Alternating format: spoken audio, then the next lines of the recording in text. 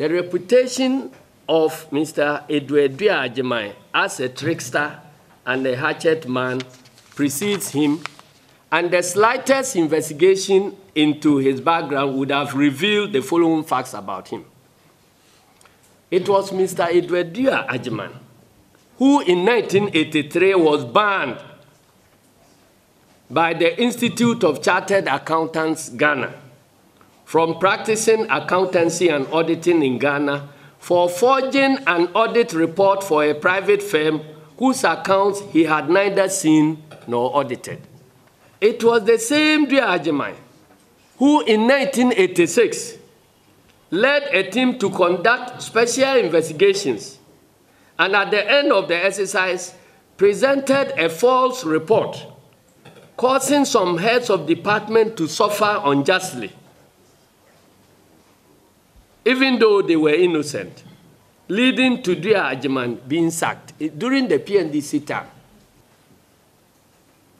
It was the same Agyeman who, on assuming office in 2001 as Auditor General, sent BNI officials to arrest his predecessor, Mr. Osei Tutu Prempeh, in a church on false allegations of possessing confidential state documents.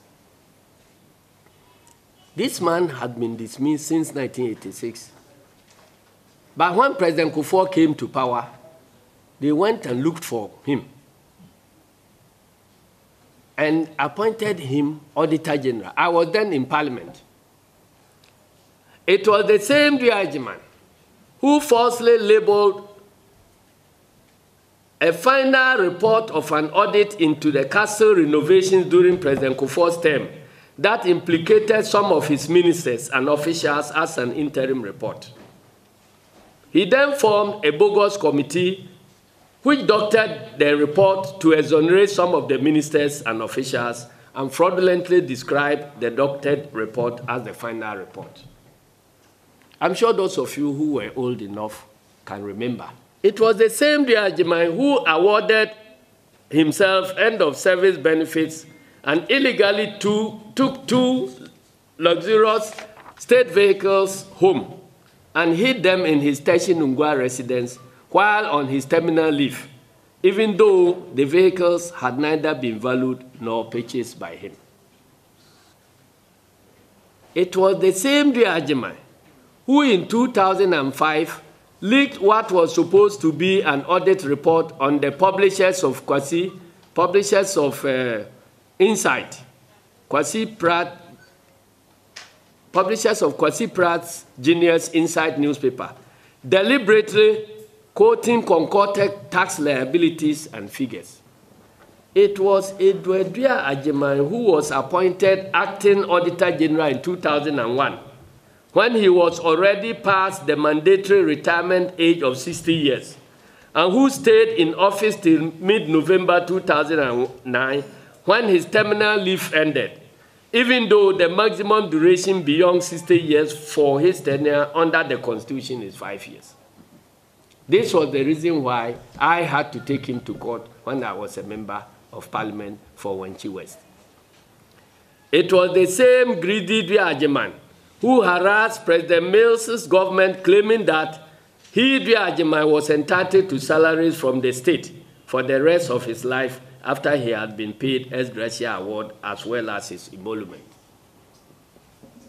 You understand this?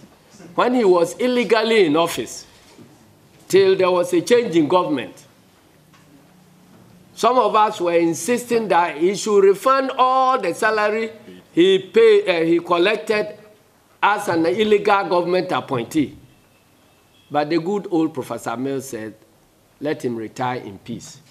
But after he has been paid his retirement benefits, he took the government to court that he's entitled to payment of salary till he dies.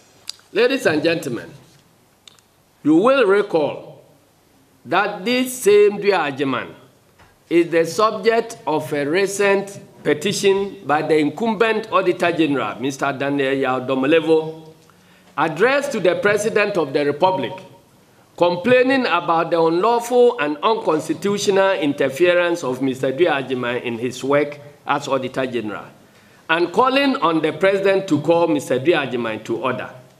the president and the corruption-fighting president is yet to respond to this petition.